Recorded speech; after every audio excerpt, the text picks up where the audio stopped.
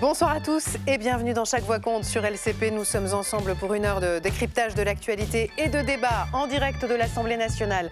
Avec pour m'accompagner ce soir la sémiologue Mariette Darigrand. Bonsoir Mariette. Bonsoir Adélie. Et bonsoir Olivier Ravanello. Bonsoir. Merci à tous les deux d'être là. C'est parti pour le sommaire avec à la une ce soir dans Chaque Voix compte. Au 19e jour de la guerre au Moyen-Orient, Donald Trump qui paraît plus isolé que jamais. Ses appels à l'aide pour sécuriser le détroit d'Ormuz restent lettre morte. Son chef du contre-terrorisme a démissionné hier, en laissant d'ailleurs une lettre accablante pour le président américain.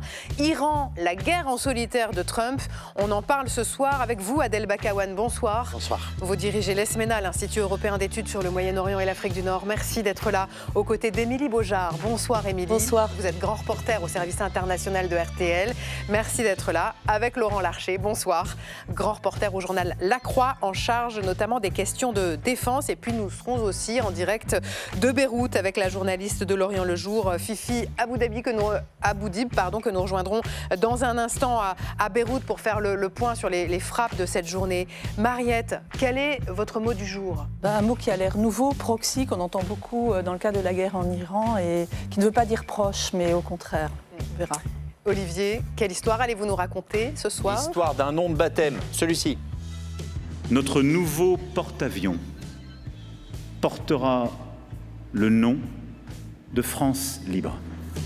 Pourquoi ce nom ? D'où vient-il, lui, et le nom de tous les autres navires ? Je vous raconte tout. À tout à l'heure. Alors, dans la deuxième partie de Chaque Voix compte, place à la question qui fâche. À quoi joue Bruno Retailleau ? À 4 jours du second tour des municipales, le patron des LR a surpris tout le monde ce matin en refusant d'appeler à voter Christian Estrosi à Nice. Gérard Larcher, entre autres, l'a désavoué. La droite est en train de se déchirer. Et nous en parlons tout à l'heure avec Bruno Cotresse, chercheur CNRS au CEVIPOF, avec Frédéric Dabi, le directeur de l'IFOP, et avec Jean-Baptiste Forêt, journaliste et auteur du livre Les frères ennemis de la côte, paru chez Plomb. Ça parle bien sûr d'Éric Ciotti et de Christian Estrosi. On en parle avec eux tout à l'heure. On reviendra aussi sur cet entre-deux-tours dans Journal de campagne avec Marco Pommier. Il sera question notamment du débat sur les débats à la télé. Voilà, vous pouvez vous aussi interroger nos invités ou nous faire part de vos réflexions en flashant le petit QR code qui apparaît ici. C'est Olivier Ravanello qui a la tablette magique et qui nous transmettra tous vos messages. Voilà pour le menu de ce soir. Installez-vous confortablement. Chaque Voix compte, c'est parti.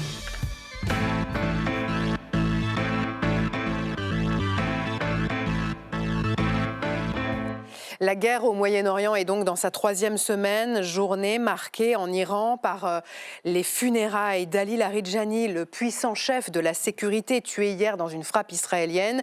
L'Iran jure de le venger et promet même des répercussions planétaires. Donald Trump, lui, semble dans une impasse à défaut d'avoir fixé des objectifs et une voie de sortie précise. Les toutes dernières informations, les toutes dernières images avec Thibaut Enoch.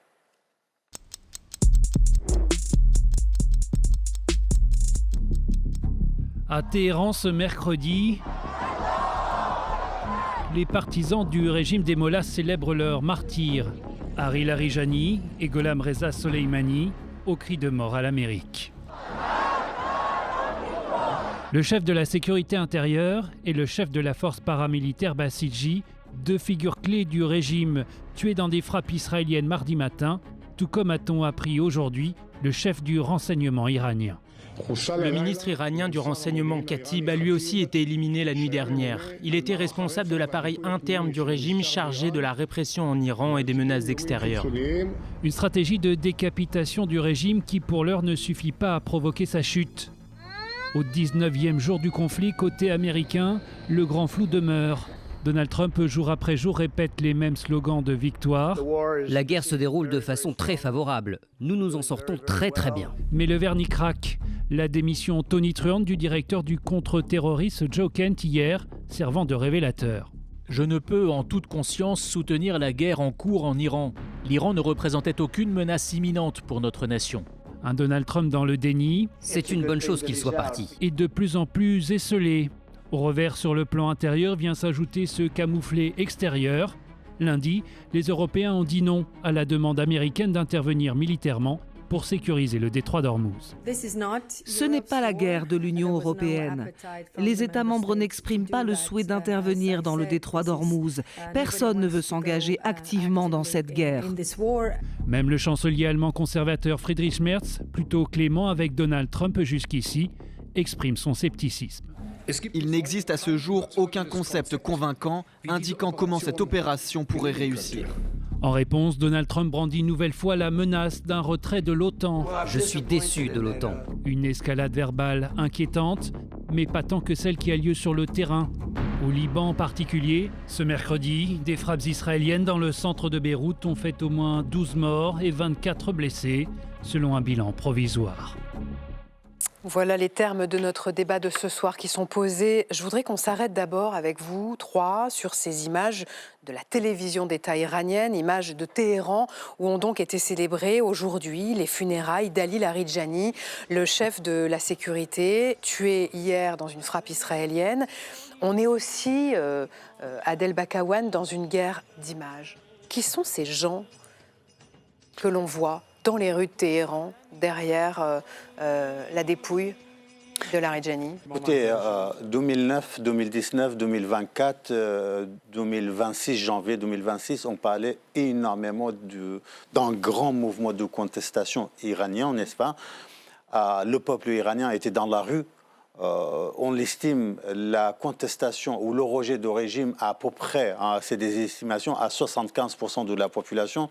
Qu'est-ce que signifie 75% de la population? C'est-à-dire qu'il y a encore environ 25%. Voilà, 15 à 25% de la population qui soutiennent le régime pour des raisons diverses. La raison idéologique, c'est toujours là, c'est une base sociale qui a été socialisée, resocialisée dans l'idéologie de la République islamique d'Iran. Et ensuite, c'est les gardiens de la révolution et surtout les Bassiji ont la main lourde sur l'économie du pays. Par l'économie, ils ont pu acheter des catégories très très larges de la société. Autrement dit, il y a un ensemble de motivations derrière cette politique. Mais cela ne cache pas qu'il y a une vraie base sociale aujourd'hui, demain, après-demain, mobilisable à tout moment. Et ensuite, c'est des gens, si jamais le régime change, le prochain régime qui arrive au pouvoir ne sera absolument pas clément avec eux. Autrement dit, c'est la guerre existentielle pour eux. Ou bien ils vont jusqu'au bout, ou bien après la chute, ils doivent quitter leur pays. Et ensuite, vous avez absolument raison, nous sommes dans l'instrumentalisation de l'image à la perfection, des deux côtés. Hein. Mais surtout là, au moment où on a perdu le guide suprême, un guide n'est-ce pas, assassiné. Le deuxième guide, selon mes informations, mais bon, a vérifié de sources très très importantes dans le coma. Mojtaba Khamenei.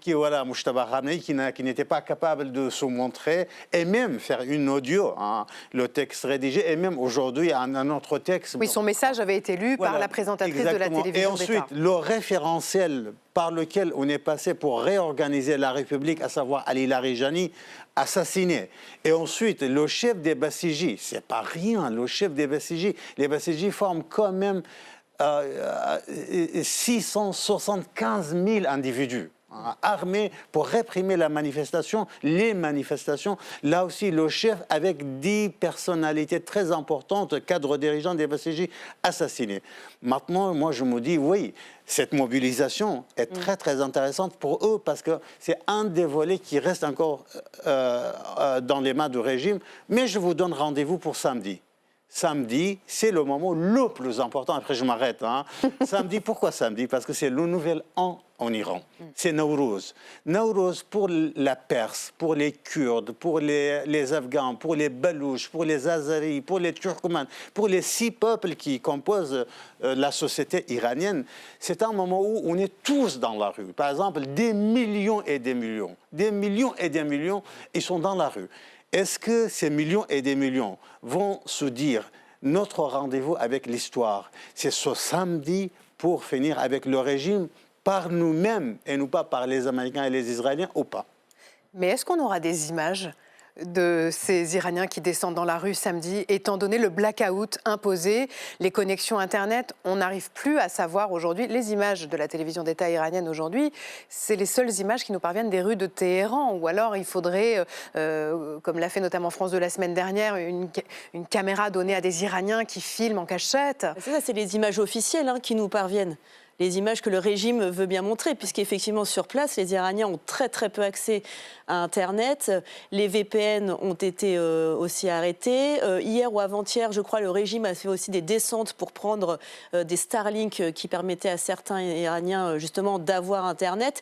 Et comme on l'a vu justement en janvier, pendant les grandes manifestations, on va avoir quelques images d'Iran, mais qui vont nous arriver à rebours avec plusieurs jours de décalage. Oui. Donc ça fait que notre perception aussi de la rue iranienne, elle est forcément en décalage. Mais c'est vrai que depuis en tout cas la guerre là, qui a été déclarée, on est au 19e jour, on a quand même très très peu d'images, notamment des destructions. Mais on comprend bien, et comme le disait Adèle, c'est le régime aussi fait tout pour qu'on ne voit pas exactement ce qui est détruit, à quel endroit, et si le régime est affaibli ou pas. L'armée israélienne poursuit en tout cas une stratégie de décapitation des autorités iraniennes, à défaut d'avoir obtenu un changement de régime dès le début de cette guerre. Mais aujourd'hui, est-ce que le but, c'est la décomposition des institutions, quitte finalement à plonger ensuite l'Iran dans le chaos ? Alors, qui peut savoir exactement aujourd'hui quel est le but poursuivi par Donald Trump dans cette guerre ? Personne. Le monde entier se pose la même question. Mais bien sûr. Ce qu'on sait, c'est que Washington se trouve embarqué dans une logique et dans une dynamique qui, semble-t-il, n'arrive pas à contrôler. En fait, c'est quelle porte de sortie aussi Donald Trump, mais aussi Benjamin Netanyahou vont pouvoir trouver. Parce que si on dit qu'à un moment ça s'enlise, et ça, bon, c'est toujours très difficile de dire est-ce qu'un conflit s'enlise ou pas, mais effectivement, quelle porte de sortie ? On n'est pas à l'abri que du jour au lendemain, Donald Trump décide qu'il a réussi ce qu'il voulait, parce qu'on ne sait pas vraiment ce qu'il voulait, et sorte du conflit en disant oh, j'ai décapité le régime, j'ai à peu près anéanti le programme nucléaire iranien, j'ai gagné, on s'en va. Ce n'est pas impossible. Donc, moi, je dirais qu'on est vraiment, à ce moment-là, aujourd'hui, dans ce qu'on appelle le brouillard de la guerre. Vous savez ce que c'est que le brouillard de la guerre ? C'est qu'au fond, personne ne sait exactement ce qui va se passer demain. On a évidemment des scénarios, des hypothèses. Mais avec un Donald Trump qui peut changer, qui, dans une seule journée, dit tout et son contraire. Avec, en revanche, on voit bien qu'Israël a une logique assez déterminée. Avec un détroit d'Ormuz qui est fermé et qui plombe l'économie mondiale. Avec les pays du Golfe qui sont en train de dire « attention, on ne va pas tenir très longtemps ». Nous sommes dans une situation totalement incontrôlable. On ne sait pas exactement ce qui va se passer. Ce qui est à peu près certain, en revanche, c'est que les États-Unis se trouvent dans une impasse aujourd'hui. Et ils vont devoir trouver une porte de sortie très vite, parce qu'à ce rythme-là, on l'a bien montré dans ces images, vous l'avez très bien dit, l'Iran, lui, tient. L'Iran ne gagnera pas la guerre contre les États-Unis. En revanche, l'Iran, en tenant le régime, en tenant et en n'étant pas renversé, aura d'une certaine manière, gagner la guerre, non par les armes, mais par la politique. C'est ça qui est en jeu. Vous parliez du détroit d'Ormuz. Ça a beaucoup fâché Donald Trump ces derniers jours, après le refus des alliés des États-Unis de les aider à sécuriser ce fameux détroit, cette voie stratégique qui est bloquée par l'Iran. Le président américain fait d'ailleurs planer la menace d'un désengagement américain. Valérie Brochard. Cette nuit, le commandement militaire américain affirme avoir bombardé seul plusieurs sites de missiles iraniens situés le long du détroit d'Ormuz. Des frappes déclenchées alors que plusieurs pays ont refusé de soutenir les États-Unis dans une opération commune de sécurisation de la zone. Et parmi les réfractaires, la France. Pour Emmanuel Macron, c'est non. Nous ne sommes pas partie prenante au conflit. Et donc, jamais la France ne prendra part à des opérations d'ouverture ou de libération du détroit d'Ormuz dans le contexte actuel. Le président de la République reste ouvert à certaines initiatives, mais plus tard, quand les combats auront ralenti.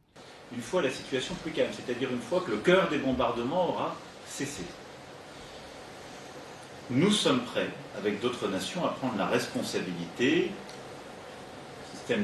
Depuis le 28 février, le Wall Street Journal a compté quelques 1100 navires immobilisés dans le Golfe, dont 400 pétroliers. Dans un entretien accordé ce matin à Al Jazeera, le ministre iranien des Affaires étrangères prévient. L'Iran ne permettra pas à ses ennemis d'utiliser cette voie navigable. Après la guerre, un nouveau protocole sera rédigé entre les pays riverains pour garantir une navigation pacifique et permanente sous des réglementations claires. En attendant, le détroit reste verrouillé par Téhéran et sur les marchés, les prix s'envolent aujourd'hui. Le Brent est à plus de 103 $ le baril. Alors, l'Arabie Saoudite et les Émirats Arabes Unis poussent au maximum les flux dans leur pipeline. Ce qui limite une partie du choc, mais ne remplace pas complètement la capacité perdue d'Ormuz, que les États-Unis, de plus en plus isolés, peinent à rouvrir. Émilie Beaujard, on a d'ailleurs du mal à comprendre sur quel pied danse Donald Trump autour de ce détroit d'Ormuz. Parce que hier, il disait que c'était une erreur vraiment stupide, le refus des pays de l'OTAN de porter assistance aux États-Unis pour sécuriser le détroit. Il dit aujourd'hui, bon, on n'en a pas besoin, nous ne voulons plus l'aide des pays de l'OTAN. Et d'ailleurs, on n'en a jamais eu besoin. Oui, on peut faire seul. Il l'a dit aussi il y a quelques jours. Donc, qu'est-ce qui s'est passé en 24 heures Quelles informations a-t-il reçues? Hier, il en avait besoin, on était stupide de ne pas l'aider. Et aujourd'hui, non, on n'a jamais eu besoin de vous, en fait. C'est aussi l'histoire de ne pas perdre la face. C'est-à-dire que là, il est quand même face aux plus grandes armées du monde qui refusent de l'aider à faire cette coalition pour sécuriser le détroit d'Ormuz. Sachant qu'effectivement, les pays qu'il appelle ne font pas partie de ce conflit, ne veulent pas être entraînés dans ce conflit. Et surtout, les experts disent qu'une coalition, même pour escorter les navires dans le détroit d'Ormuz, ça permettrait juste d'escorter 10% du trafic. Donc finalement, le risque n'en vaut pas la chandelle pour toutes ces marines et tous ces marins dans ce détroit qui est dangereux, avec effectivement, il est très peu large, donc les côtes iraniennes toutes proches, les drones, les missiles, les mines. C'est beaucoup trop dangereux aujourd'hui pour que des armées y aillent. Alors, puisqu'il dit effectivement qu'il peut y aller seul, ira-t-il vraiment C'est ça toute la question. Laurent Larcher, j'ai l'impression que vous n'y croyez pas trop. Ah non, mais je veux dire, dans l'état actuel de la situation, aucune flotte sérieuse ne s'engagerait dans ce détroit avec l'Iran qui déciderait de tirer. C'est un balcon de tir, je ne sais pas si vous imaginez. C'est le bal-trap pour juste les dronistes iraniens. Un tanker qui passe par là, il se fait plumer je ne vois pas comment... Et d'ailleurs, on le sait bien, tous les militaires avec lesquels je discute me disent c'est suicidaire. Ou alors il faudrait vraiment une opération massive qui serait laquelle? Qui serait alors là un vrai bombardement sur les côtes pour éliminer toutes les zones de tir et un déploiement au sol pour maîtriser le littoral iranien. Mais là, c'est un coût à la fois humain, financier, qui est, à ce stade, impossible à réaliser. Donc, bien sûr qu'il ne peut pas. Oui. Bien sûr. Adel Bakawan, est-ce que l'erreur de Donald Trump, c'est d'avoir demandé l'aide des alliés après avoir choisi de faire la guerre tout seul avec Israël, au fond? Écoutez, on a parlé des objectifs de Donald Trump. On n'a pas parlé, bien évidemment, des objectifs de Benjamin Netanyahu. C'est très important parce que c'est les deux pays qui sont entrés en guerre contre la République islamique d'Iran. Et pour répondre rapidement à votre question, oui, vous avez absolument raison. Donald Trump pensait, lui seul, est parfaitement en mesure d'arrêter ou de finir cette guerre au bout de 3 jours. Moi, j'étais sur un plateau lorsque Donald Trump a donné une interview au site Axios en disant il est fort probable qu'au bout de 12 jours, 3 jours, je finisse cette guerre. Mais finalement, et c'est pourquoi il a jamais consulté personne. Vous vous souvenez, lorsqu'on parlait de la guerre d'Ukraine, il disait en 48 heures, je finis. La règle. Ou Gaza, il a dit 24 heures. Donc, or, à ce jour-là, ni Gaza, ni Ukraine.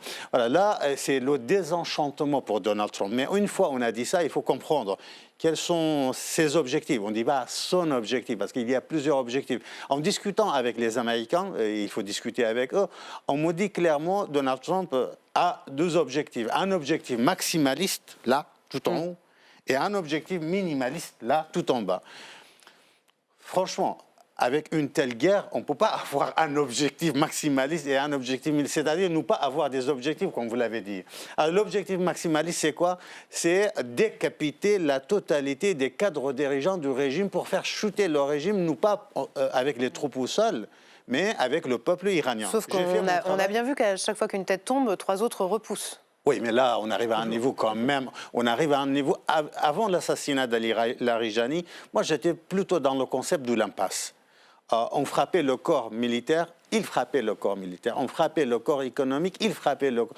etc., etc. Mais là, lorsque je regarde les cadres dirigeants de la République depuis l'assassinat d'Ali Khamenei, l'ancien guide, franchement, il ne reste qu'un seul acteur qui est capable de garder la main sur le minimum, je dis bien le minimum de l'organisation de la République. Il faut quand même le minimum, même si on parle de la décentralisation, il faut quand même le minimum. Et cet homme-là, c'est Khalibaf. Khalibaf, c'est le président de l'Assemblée nationale qui vient des gardiens de la révolution islamique, qui est un général d'abord. Et il a pris récemment la tête de l'Assemblée nationale. Si jamais Khalibaf est assassiné, je ne vois pas une autre personne, ce n'est pas Pezeshkian, le président de la République, qui pourrait représenter le symbolisme, le charisme, l'idéologie de la République islamique de l'Iran, qui fédère encore les bases sociales, etc. Alors donc, pour aller vite, je pense qu'aujourd'hui, il y a une thèse très très importante, à savoir la thèse sur les marges. À Washington, on parle énormément sur cette thèse-là. C'est-à-dire quoi, les marges? C'est-à-dire on va isoler les dossiers, les séparer les uns des autres. Le dossier, par exemple, le détroit d'Ormuz, on va le traiter d'une manière isolée, pas avec l'ensemble de la scène iranienne. Le dossier kurde, vous savez, depuis quelques jours, la Maison-Blanche est en négociation avec les Kurdes. On va créer une zone pour les Kurdes et on les isole du reste de l'Iran. Donc quoi, on fragmente le conflit. On fragmente dossier par dossier. Et ça ne marchera pas. Pourquoi? Parce que vous allez, par exemple, déployer les forces américaines sur la côte iranienne du détroit d'Ormuz, mais ce n'est pas ces forces-là qui peuvent sécuriser les détroits. Pourquoi? Parce que les missiles balistiques intelligents ou hypersoniques ou multitêtes n'arrivent pas de la côte. Ils arrivent un peu partout, du Mashhad, du Kermanshah, du Téhéran, etc. Autrement dit, ou bien le dossier doit être traité globalement, ou bien il faut l'abandonner globalement. D'autant que Donald Trump cumule les désaveux ces dernières heures. Là, la dernière information, c'est le renseignement américain qui a publié ce soir un rapport qui conclut que l'Iran n'a pas essayé de relancer ses activités d'enrichissement nucléaire détruites dans les frappes de juin 2025. Les entrées des installations souterraines qui ont été bombardées ont en fait été recouvertes de terre et bouchées avec du ciment. Or, la première justification de Donald Trump pour le début de cette guerre d'il y a 19 jours, c'était de frapper et de détruire totalement les installations nucléaires iraniennes. Le renseignement américain dit il n'y a pas eu de relance de l'activité d'enrichissement nucléaire depuis juin 2025. Autre désaveu, et ça c'était hier, Olivier Ravanello, c'est la démission du patron du contre-terrorisme américain, Joe Kent, qui a écrit une lettre de démission qui a été rendue publique et qui est accablante pour Trump. Qui est accablante, et d'autant plus accablante qu'elle vient de quelqu'un qui était un admirateur de Trump. Et il le dit dans sa lettre. Je vous ai admiré, je vous ai soutenu. Le premier mandat Trump était exemplaire dans le sens où vous avez agi sur la scène internationale sans impliquer l'ensemble de l'armée américaine et vous avez obtenu des résultats. Et cet homme qui est un vétéran de la guerre en Irak, qui en est revenu traumatisé et convaincu qu'il ne faut plus du tout que l'Amérique intervienne trop loin de ses bases et de manière aussi importante, a décidé de démissionner en disant ça n'est pas vrai, il n'y a pas de menace directe de l'Iran sur les États-Unis, et vous rentrez dans une aventure qui est une impasse, et vous le faites parce que vous êtes sous la pression du gouvernement israélien. Et en fait, sa position, elle résume un clivage qu'il y a au sein des Républicains. Vous avez d'un côté un camp qui est celui des faucons, qui sont les héritiers de Bush, pour faire simple, de 2003, qui continue de penser qu'il faut intervenir dans cette région du monde et il faut que Israël soit un pivot stabilisateur de cette région du monde, et qui en ce moment ont plutôt le vent en poupe. Oui. Et puis un autre courant qui est lui isolationniste, qui est de dire les Américains doivent se mêler au minimum des choses, peut-être dans leur arrière-cour que sont l'Amérique du Sud, mais en tout cas arrêter ce genre d'aventure. Et le premier à penser cela, c'est le vice-président Vance. Cette démission, c'est un coup dur pour Donald Trump, Émilie Beaujard? C'est forcément un coup dur, puisque c'est quand même des gens dans les hauts rangs de l'administration américaine qui disent publiquement et qui le lâchent en fait publiquement. Donc forcément, c'est un coup dur. Et je sais qu'on n'aime pas faire quand même le parallèle avec Irak 2003. Mais c'est vrai qu'on avance et on se dit, en Irak, on y allait en disant il y a des armes de destruction massive. Finalement, on se rendait compte qu'il n'y en avait pas, que c'était aussi un argument pour y aller. Là, on se dit effectivement, jusqu'où ça va aller, mais surtout, est-ce que l'administration américaine va donc revenir sur la justification de départ? Est-ce qu'il y a une justification cachée, entre guillemets? S'il reste sur ce programme nucléaire iranien, c'est vrai que là, des voix commencent quand même à s'élever, et celle aussi d'aujourd'hui, c'est quand même un coup dur. L'Iran n'était pas censé s'en prendre à tous ces autres pays du Moyen-Orient, a dit Trump, qui admet avoir été surpris par les représailles iraniennes qui ont visé les pays du Golfe. Personne ne s'y attendait, nous avons été stupéfaits. Laurent Larcher, qu'est-ce que cet aveu dit de lui ? Écoutez, en fait, on est dans ce paradoxe extraordinaire. Cette opération est d'un niveau technique sidérante. Être capable de faire voler 200 avions, de coordonner tout ça. Ces frappes sont extraordinairement précises. Je veux dire par là que les États-Unis et Israël font l'illustration d'une maîtrise de la guerre aérienne qui est juste extraordinaire. Personne ne peut faire ça aujourd'hui, personne. Donc il y a un niveau de professionnalisme opérationnel qui n'a jamais été atteint dans l'histoire militaire, et un amateurisme à la tête à la Maison-Blanche, qui est juste sidérant là aussi. Je ne dis pas que les échelons intermédiaires, la CIA, eux connaissent les dossiers, savent très bien de quoi on parle, savent très bien que l'armée iranienne est une armée décentralisée, que depuis juin 2024, ils se sont préparés à cet affrontement, qu'ils ont une industrie, on parlait des missiles, mais ce sont des dronistes extraordinaires. Grâce à la technologie iranienne, la Russie tient encore contre l'Ukraine. Une capacité de décentralisation de combat qui est juste peu ordinaire. Ils n'ont pas vu tout ça. Enfin, du moins, Trump n'a pas voulu simplement lire les notes qu'on lui donnait. Et c'est ce mélange ou ce mariage entre une puissance remarquable du point de vue technique et une incapacité à lire le réel objectivement est juste sidérante et pour nous inquiétante, parce qu'on est dans un cauchemar là. C'est vrai que jusque dans son entourage proche, je crois que même Rubio dit il ne lit rien. C'est terrible. Il ne lit rien.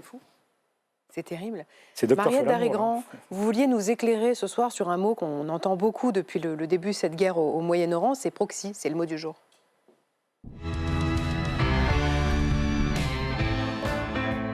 Oui, alors proxy, on se dit, c'est les gens qui sont proches, c'est la proximité. Pas du tout. C'est un peu plus compliqué que ça, Adeline. Mais alors, bien sûr, pour nous, en français, pour des raisons sonores, évidemment, proxy, ça nous fait penser à proximité. On pense que c'est un diminutif. Mais en fait, c'est évidemment un faux ami, si on peut dire en l'occurrence, c'est-à-dire un mot de l'anglais, un mot du franglais qui vient à nous. Alors, c'est un anglais récent, c'est un américain actuel du XXIe siècle. En fait, le proxy, c'est quoi? C'est un allié, par exemple, de l'Iran, les Houthis du Yémen ou le Hezbollah. Donc, c'est un guerrier dont on a commencé à parler depuis le début du XXIe siècle, mais qui prend vraiment une actualité aujourd'hui très forte parce qu'il caractérise, ce proxy, une guerre qui se fait vraiment dans la mondialisation, dans l'interdépendance des conflits, dans lequel un État peut avoir des alliés qui ne sont pas forcément proches. Ça peut être des milices qui peuvent être éloignées, ou les Houthis du Yémen ne sont pas forcément tout à fait là.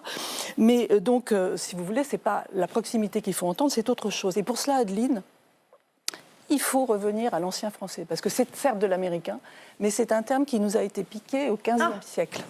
Se fait voler par les Américains. Oui, parce que c'est un terme de droit et en fait qui ne renvoie pas du tout à l'idée de proximité, mais qui renvoie à l'idée de procuration.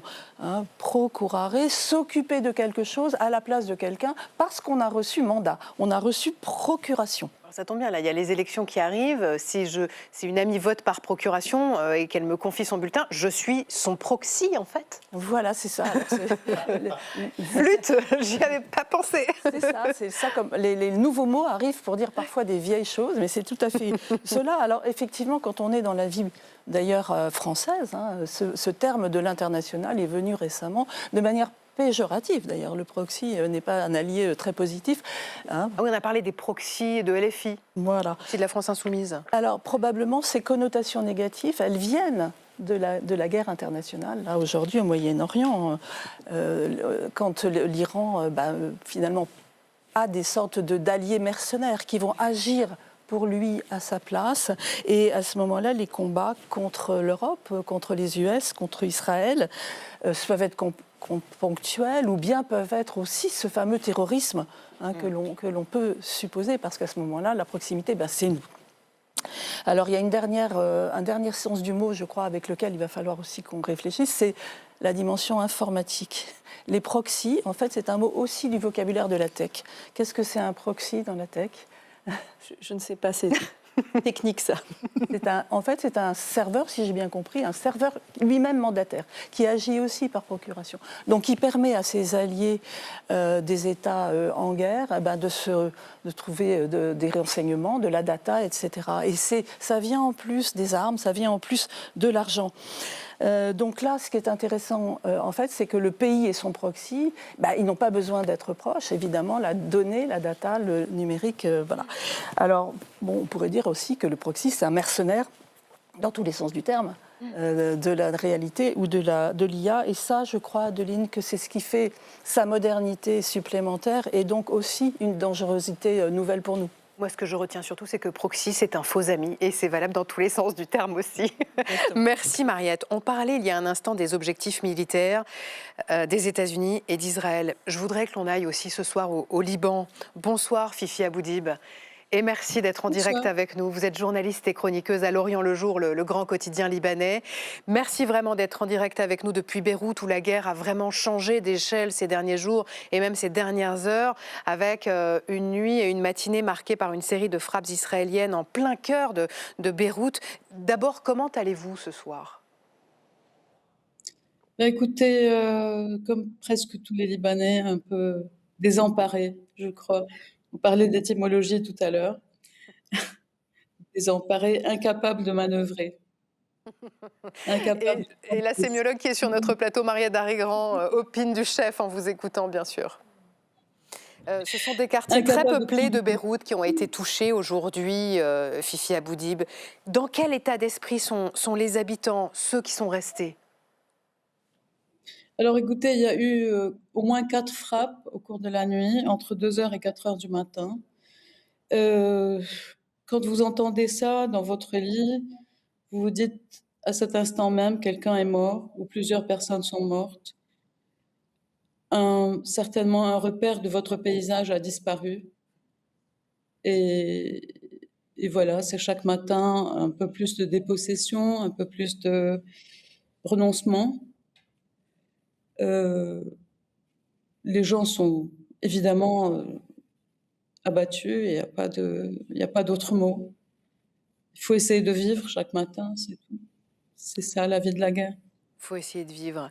À quoi ressemble le quotidien des Libanais aujourd'hui avec cette guerre omniprésente et alors que près d'un Libanais sur 5 a été déplacé en urgence vers des abris désormais surpeuplés ?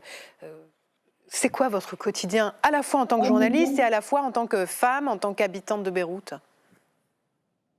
Alors, 1,049 million de personnes déplacées, dont 80 000 réfugiés syriens. Déjà, c'est la double peine. Sur une population de 4 millions. Donc, c'est pratiquement le quart. Ces gens, donc, ils doivent quitter leur village du sud et puis remonter un peu plus haut à chaque fois. Vous savez, il y a cette fameuse limite du Litani que les... Pardon, j'ai un petit écho. Ça va mieux ? Vous m'entendez ? Oui, très bien. Voilà, le fleuve Litani, qui est donc une frontière horizontale à partir du sud. Et Israël avait donc, dans les négociations de cessez-le-feu, avait exigé que le Hezbollah évacue au nord du Litani. Et donc les villageois qui vont avec, donc, parce que ce sont des petits villages agricoles. Tout ce sud, c'est de la bonne terre, ce sont des paysans, ce sont des gens attachés à leur terre. Traditionnellement, c'est le paysan qui fait le meilleur soldat, parce qu'il a les mains dans la terre charnelle. Donc ce sont des gens qui ont toujours eu la culture de la défense de leur territoire, vraiment viscérale.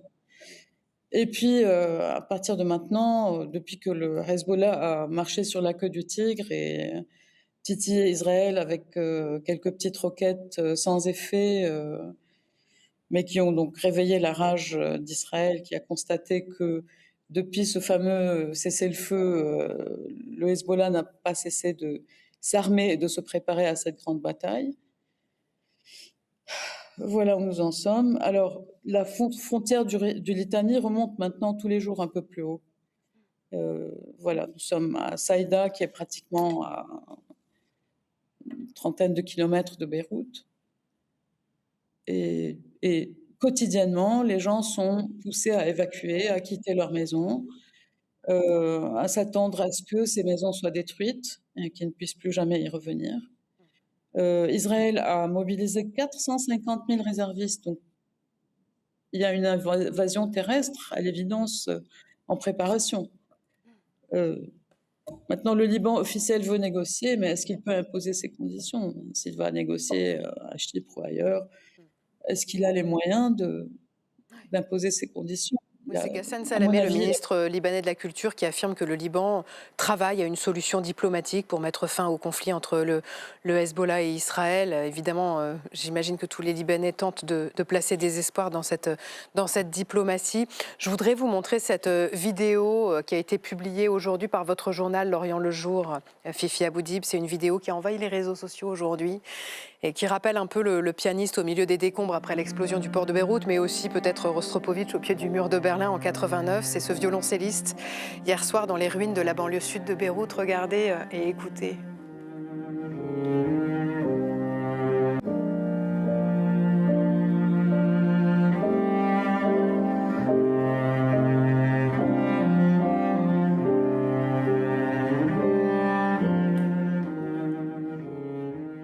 C'est ça aussi le Liban, Fifi Aboudib?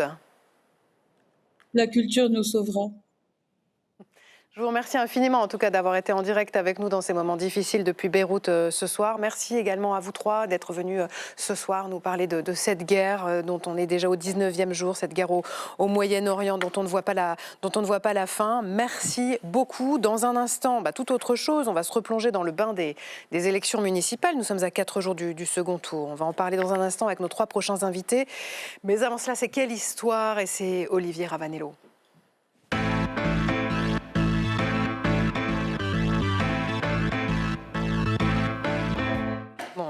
Olivier voulait nous parler du suspense du jour, mais ça y est, Olivier, on est fixé. On connaît le nom du futur porte-avions qui viendra remplacer le Charles de Gaulle. Au jeu des rumeurs, on avait entendu beaucoup de choses. Oui. Il y avait le François Mitterrand, le Richelieu, le Simone Veil. On a même entendu Jean Moulin. Jean Moulin, on n'était pas loin quand même. Ah. Notre nouveau porte-avions portera le nom de France Libre. France libre, on reste donc dans la continuité du récit gaullien, celui d'une France indépendante, courageuse, indomptable, et aussi d'un univers, celui de la résistance, où la mer a joué un rôle important. C'est la mer et la Manche que l'on a traversée pour aller résister en Angleterre avant de revenir. C'est les premiers résistants, les marins de l'île de Sein, qui au lendemain du 18 juin partent pour Londres. C'est aussi la marine qui se saborde dans le port de Toulon pour ne pas tomber aux mains de l'ennemi. Et puis, libre, c'est le premier mot du triptyque républicain. Alors que moi, le France, pardonnez-moi, j'étais sur Michel Sardou, j'aurais pas dû en fait. Oui, c'est ça. Mais parce que choisir un nom de baptême, c'est en fait, c'est pas faire de la variété, c'est faire de la politique, c'est imposer un récit, imposer son récit. Exactement. Tous ces noms sont savamment réfléchis. Ils appartiennent en gros à des grandes catégories. Vous avez les personnalités, vous avez des valeurs, vous avez des régions. Et on va voir les images du groupe naval qui a été déployé en Méditerranée autour du Charles de Gaulle et où il y a l'ensemble, différentes typologies de bâtiments qui chacun ont des noms différents évidemment. Vous avez le Charles de Gaulle, bien sûr, on registre des personnalités illustres. Ça peut être aussi des bâtiments qui portent le nom de régions, des frégates comme le Languedoc qui en fait partie. Ah oui. Le Bretagne, le Normandie, le Provence. Vous avez aussi des grands marins ou des amiraux, le Suffren, le Tourville, des explorateurs. Il y a un bâtiment qui s'appelle le Bougainville. Et puis vous avez des moments qui font référence à l'histoire de France et notamment l'histoire révolutionnaire avec le Floréal, le Prairial, le Nivose. Pour l'anecdote, il y en a un aussi qui porte le nom d'un copain du ministre. Bon, c'est un petit peu pour l'anecdote, mais dans les années 30, vous aviez un sous-marin français qui devait s'appeler le Casablanca. Oui. Et puis, il se trouve que le ministre de la Marine de l'époque était corse, il s'appelait Pietri, et il a voulu qu'on donne le nom d'un grand marin corse qui s'appelle Casabianca. Donc, on a juste changé une lettre, et ce bâtiment, le Casabianca, ben, c'est un nom qui est encore arrivé jusqu'à nos jours. Quoi, ça tient un peu de choses, mais qui décide et comment ? Pour l'essentiel, c'est au ministère de la Marine qu'on brasse tous les noms, mais lorsqu'on est sur des sujets comme celui d'aujourd'hui, évidemment, l'Élysée s'en mêle. L'idée, c'est d'être compréhensible par le grand public et en même temps par l'univers de la Marine, mais surtout, l'idée, c'est de raconter quelque chose, de marquer les esprits, comme ce jour-là. Difficile, plus difficile en tout cas que les autres marins, mais voici que le départ est donné. Je vous laisse voir cette très belle opération de lancement du sous-marin Redoutable. Voilà, le sous-marin lanceur d'engins, le Redoutable, qui ensuite a donné lieu à d'autres dans la même catégorie, le Terrible, le Triomphant, avec la même idée, hein, c'est de faire peur, parce que ces bâtiments embarquent l'arme nucléaire, l'arme absolue, et qu'il faut dissuader l'ennemi. Terminons cette boucle avec le Charles de Gaulle, pour rappeler que lorsque le porte-avions a été baptisé, il devait s'appeler, au début des années 80, le Richelieu. C'est François Mitterrand et le ministre de l'époque, Paul Quilès, qui en avait décidé ainsi. Et puis, la cohabitation arrive, Jacques Chirac met son nez dans l'affaire, et ça devient le Charles de Gaulle. Ah ben voilà, merci beaucoup Olivier. On passe à la question qui fâche.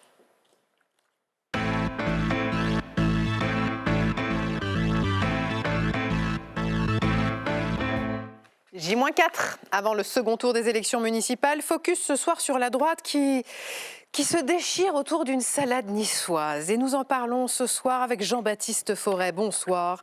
Vous êtes journaliste et auteur du livre « Les frères ennemis de la côte » paru chez Plomb. Merci d'être là ce soir aux côtés de Frédéric Dabi. Bonsoir. Bonsoir. De l'Institut IFOP. Et Bruno Cottresse est avec nous aussi, chercheur au CNRS, au CEVIPOF et enseignant à Sciences Po. Merci à tous les trois d'être là. C'est Elsa Mondingava qui vous pose ce soir la question qui fâche. Regardez.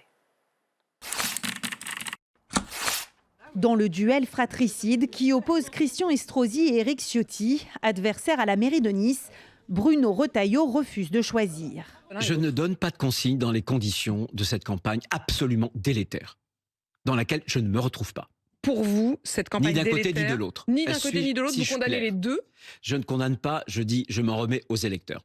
Éric Ciotti jubile. Je remercie Bruno Retailleau d'avoir condamné la campagne délétère de Christian Estrosi et de retirer son soutien au candidat macroniste.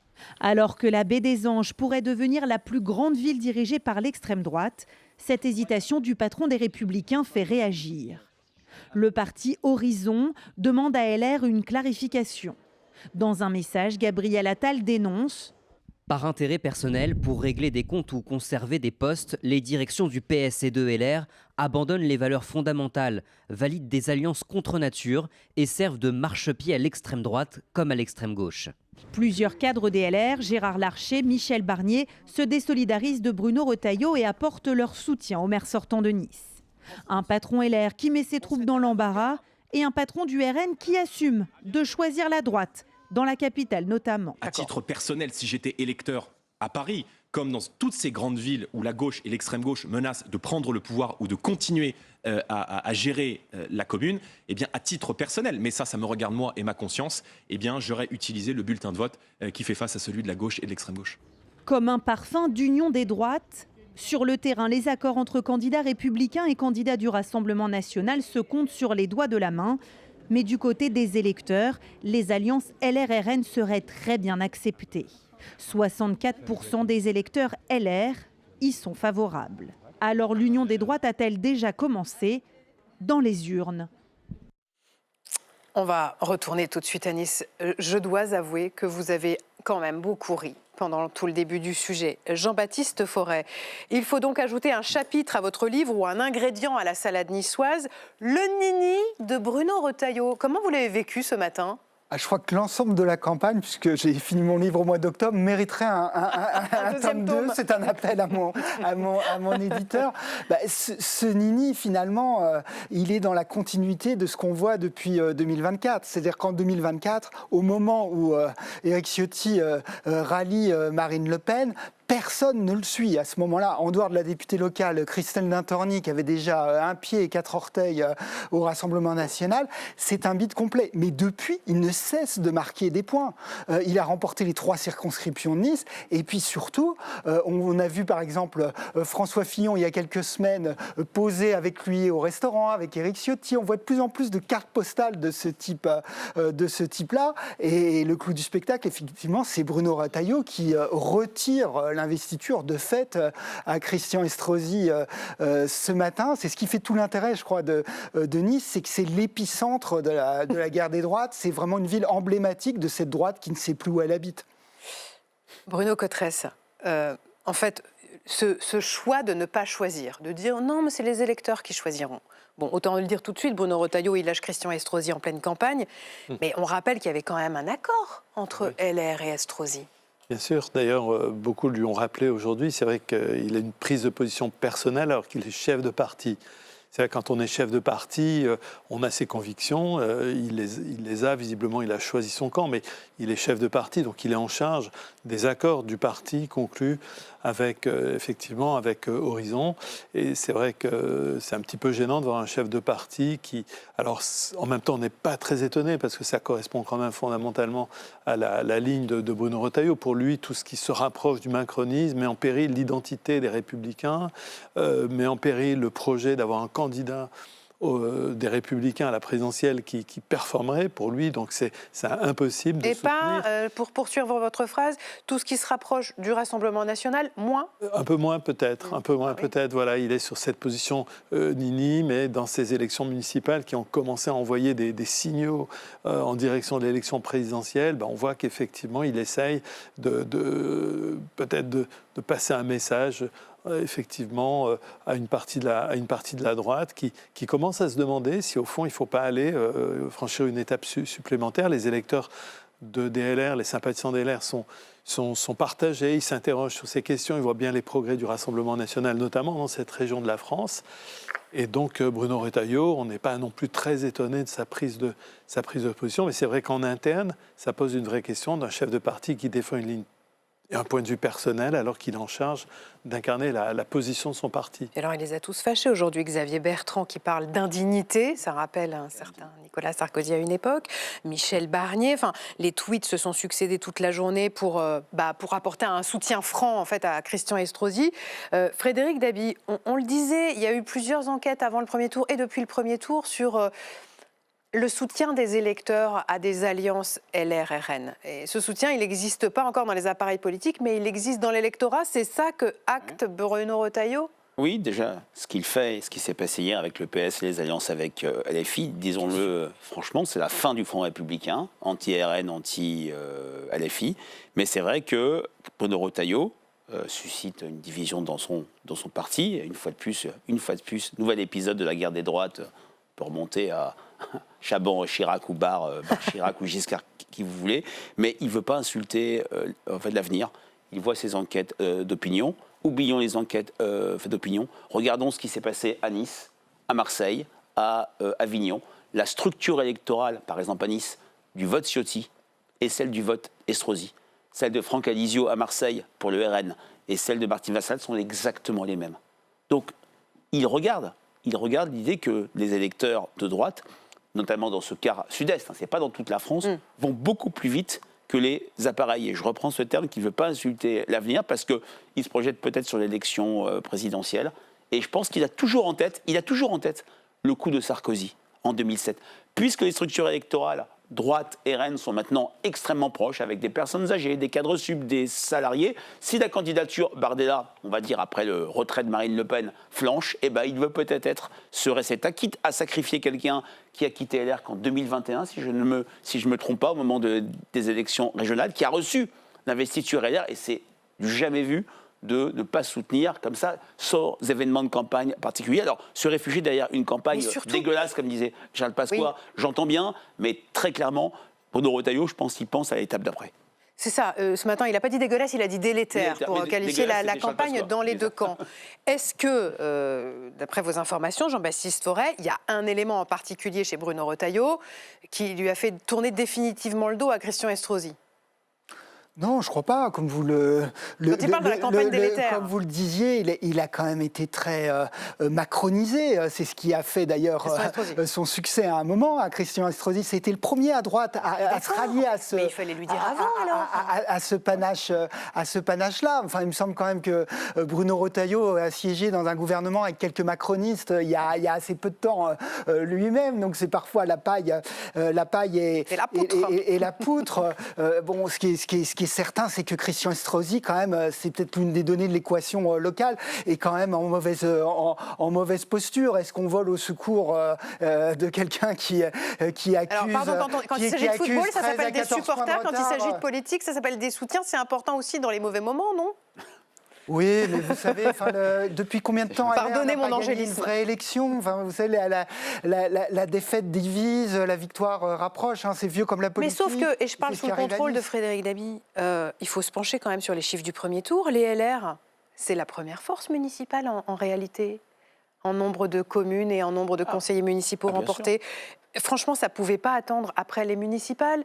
Il fallait s'offrir une énième crise à droite pendant cet entre-deux tours. Ce que vous dites est tout à fait juste, mais malheureusement, le prisme médiatique, le récit stratégique de la vision des élections qui va se dérouler dès le 22 au soir et qui a commencé le 15, c'est les grandes villes. Et ce qui peut rester dans la rétine des Français, c'est, par exemple, LR a perdu sa dernière ville de plus de 100 000 habitants, Nîmes, où c'est pas très bien engagé. C'est pas perdu, mais c'est pas très bien engagé. Et c'est vrai que les mouvements de fond de cette élection municipale, les maires sortants ont été massivement, majoritairement reconduits et les forces traditionnelles arrivent en tête, PS et LR, dans les villes de plus de 9000 habitants. Ça passe à l'as derrière Nice, derrière Marseille, derrière ce qui peut se passer à Paris. Et je pense que Bruno Retailleau le prend en compte. 2001, la dernière élection municipale avant une présidentielle, c'était en 2002.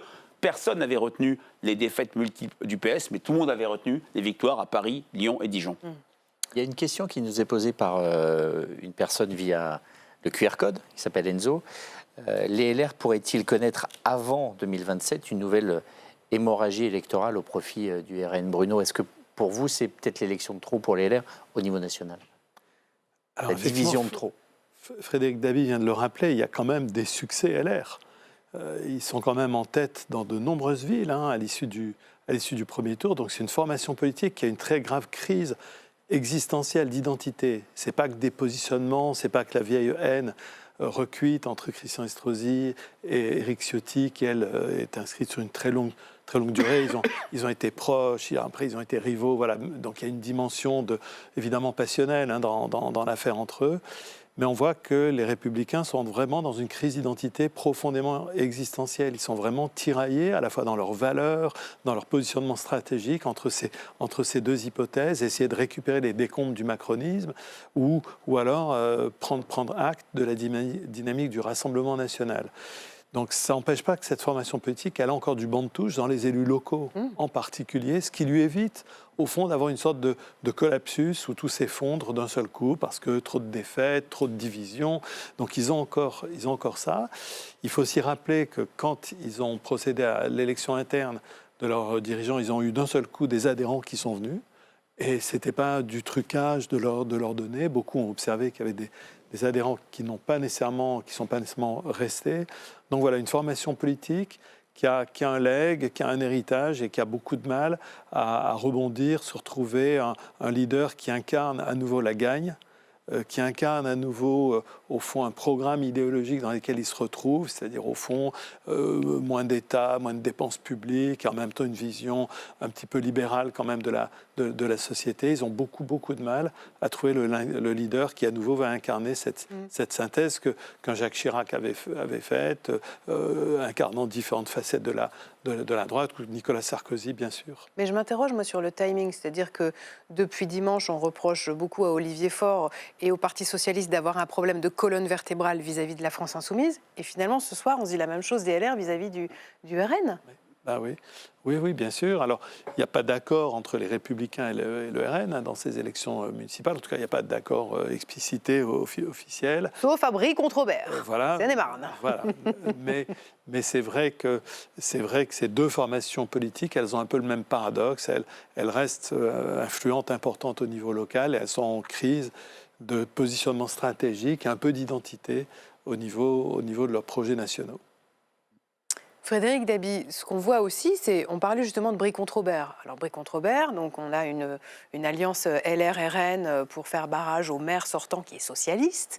Et Bruno Retailleau, là-dessus, il l'a dit, ils seront exclus manu militari des LR, ceux qui font ça. Donc à la fois, il y a des atermoiements, mais on ne franchit pas non plus le Rubicon. Oui, c'est vrai que le Rubicon a été franchi par une seule personne, le 11 juin 2024, par Éric Ciotti. Je ne suis pas là pour juger moralement ce qu'il a fait, mais il a tranché le nœud gordien. Il voyait qu'il y avait une partie de l'électorat LR qui regardait vers Emmanuel Macron, vers en tout cas le bloc central, une autre partie vers le RN, et il a choisi d'aller avec cette autre partie. C'est vrai qu'on n'est pas allé jusqu'au bout avec des vraies alliances. Alors, Brie contre Aubert me fait penser à la fameuse élection de Dreux, où de la même manière, la droite de l'époque, 83, le tonnerre de Dreux, comme disait Jean-Marie Le Pen, et qui avait complètement, qui avait mis un cordon sanitaire, même cordon sanitaire en 98, mais je dirais que là, la pression devient de plus en plus forte, parce que comme vous l'avez très bien dit, il n'y a que des défaites pour LR. La dernière victoire de LR dans une élection nationale forte, c'est la présidentielle de 2007. Ça fait maintenant extrêmement longtemps. Ça fait 21 avril de suite connu par LR. Et tout ça fait qu'il y a une force dominante, qui est le Rassemblement national, qui a quand même gommé beaucoup d'aspérités, de choses qui gênaient les électeurs LR, notamment les électeurs âgés. N'oublions pas que dans les enquêtes, qui valent ce qu'elles valent, préélectorale, présidentielle, Jordan Bardella arrive en tête chez les personnes âgées, chez les retraités. Et comme je le disais tout à l'heure, il y a cette similarité des structures électorales qui fait qu'on peut sanctionner sans problème les candidats de Brie contre Aubert et laisser faire à Nice si, comme on l'a vu, il y aura sans doute pas de communiqué annonçant le glas et une marche funèbre si Éric Ciotti l'emporte dimanche prochain, et Marseille sera peut-être autre chose. Mais en tout cas, on a vraiment une pression de l'électorat qu'on voit aussi à un autre niveau d'une autre partie de la droite, c'est absolument mettre en place après les municipales d'ici la présidentielle, des primaires pour arriver à une réductio ad candidatum, pour réduire cet espace dans le bloc central et le socle commun, pour éviter ce second tour délétère pour une partie majoritaire des Français, à savoir Mélenchon-Bardella. Mais quand on voit les discussions d'aujourd'hui, les cris d'orfraie au sein des LR, on se dit que Bruno Retailleau, il a peut-être perdu la primaire des LR aujourd'hui, non, Bruno Cotresse ? Ce qui est certain, c'est que depuis sa sortie du gouvernement, on voit un Bruno Retailleau qui est assez en difficulté. Il était devenu une star d'un seul coup quand il est rentré au gouvernement. Peu de Françaises et de Français l'avaient bien identifié, le situaient. Les observateurs de la politique, tout le monde le connaissait, bien sûr, mais il est devenu d'un seul coup un personnage important. Il a crevé l'écran à un moment donné dans sa fonction de ministre de l'Intérieur qu'il incarnait. On se rappelle de sa prise de fonction, la sécurité. Donc là, il parlait vraiment à des segments de l'électorat très importants. Et puis alors, depuis son départ du gouvernement, on a le sentiment qu'il hésite. Il y a eu cette déclaration de candidature à la présidentielle très en amont, un peu ratée, qui n'a pas marqué en profondeur l'opinion. D'ailleurs, depuis, il n'y fait plus beaucoup référence. J'imagine, connaissant sa capacité de travail, que tous les observateurs de la politique soulignent, qu'il doit bosser beaucoup son programme. Mais c'est vrai que depuis cette déclaration de candidature, pas grand-chose s'est passé. Donc on voit qu'il est un peu hésitant sur son propre positionnement. Derrière le choc des égos, c'est bel et bien une guerre politique qui fait rage lors de ces municipales niçoises. Un scrutin qui donnera le là sur l'état du pays à un an de la date programmée de l'élection à la magistrature suprême. Je ne divulgage rien en lisant la dernière page, la dernière phrase de votre livre, Jean-Baptiste. Et je ne peux pas imaginer que vous n'écriviez pas la suite à partir de dimanche prochain. J'ai la pression, là. Merci en tout cas beaucoup à tous les trois d'avoir été ce soir dans Chaque Voix compte. Vous restez là parce que tout de suite, c'est le journal des municipales, le journal de campagne avec Marco Pommier.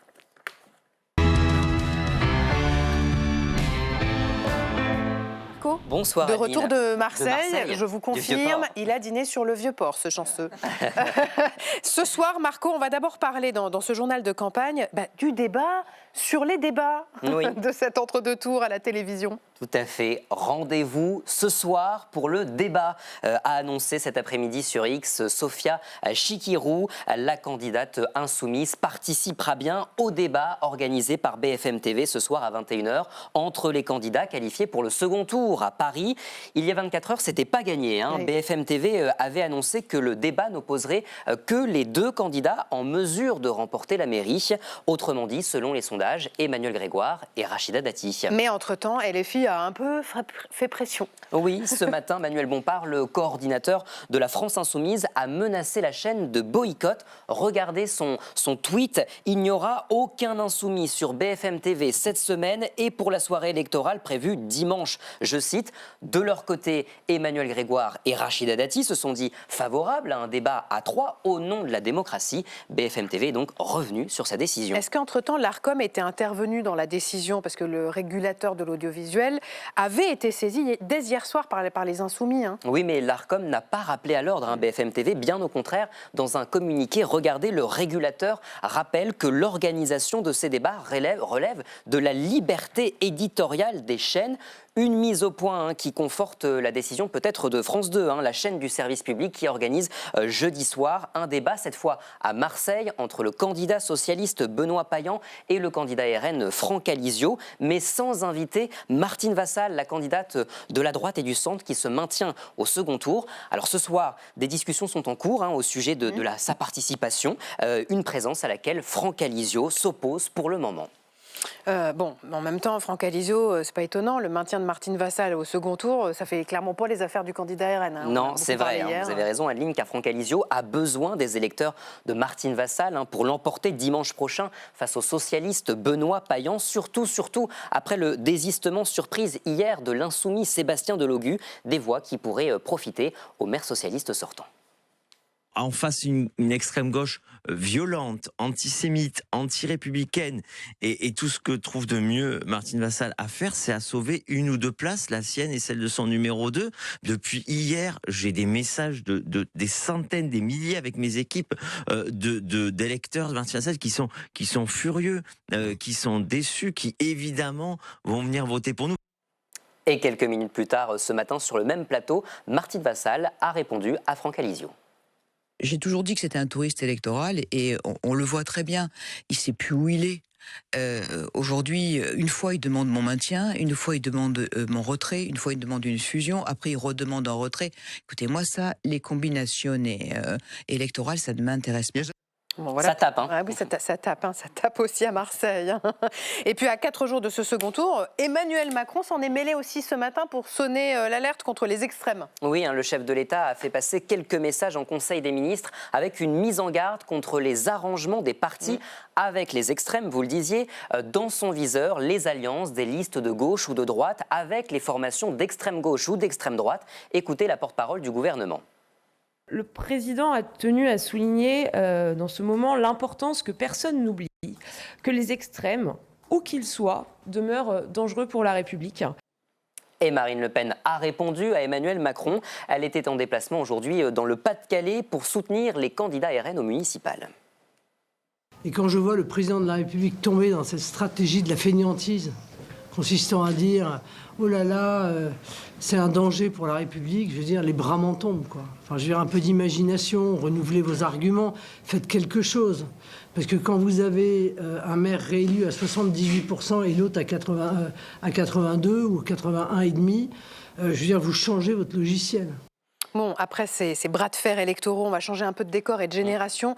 On voulait parler ce soir aussi d'une des plus jeunes maires de France qui a été élue, elle, dimanche soir, et donc il n'y a pas besoin du second tour de dimanche prochain. Exactement. Elle a tout juste 21 ans, encore étudiante. Charlotte Perret-Farès a été élue dès le premier tour dans la commune de Saint-Béalaise, en Haute-Garonne, avec un score quasi soviétique, 86% des voix, s'il vous plaît. Elle a raconté à Valérie Brochard son émotion, le débat aussi autour de son âge. Mais attention Adeline, ne l'appelez surtout pas Madame la maire. Moi, Moi, c'est Charlotte. J'ai pas envie, c'est pas parce que j'ai une fonction d'élu que les choses elles changent. Je reste Charlotte, la petite fille que tout le monde a vu grandir au village. Non, moi, je veux que ça soit Charlotte pour les habitants. Voilà Charlotte, un bel exemple d'engagement, 21 ans. Adeline. Non, mais Quand la jeunesse ne tourne pas toujours le dos à la politique. J'étais en train de calculer, elle est née en 2005. Oui, bah ça Non, vous mais donne c'est un coup de vieux, formidable hein, ça c'est aussi. sûr. Non, pas du tout, mais pas du tout en fait, Marco. Elle ne pourrait même pas être ma fille. Moins pour moi. Merci à tous les trois d'être venus ce soir sur le plateau de Chaque Voix Compte. Merci Mariette et Olivier. Je vous dis à demain pour Chaque Voix Compte. Cette émission est rediffusée tout à l'heure à 19h30 et vous la à 23h30. Non mais je m'en mêle mes horloges. 23h30. Nous on sera là demain en direct à 19h30. Passez une excellente soirée. Dans un instant, c'est Débat Doc avec Jean-Pierre Gracien. Et puis vous n'oubliez pas la soirée électorale du second tour de ces municipales. C'est dimanche soir. Sur la 8, Public Sénat et LCP qui s'associent. Regardez, on sera là avec Elsa Mondin-Gavin, Cyr Jourdain et Thomas Hugues. Et Marco Pommier. Bien sûr, pour parce tous que les c'est lui qui résultats. nous donne tous les résultats en direct. Bonne soirée, à demain.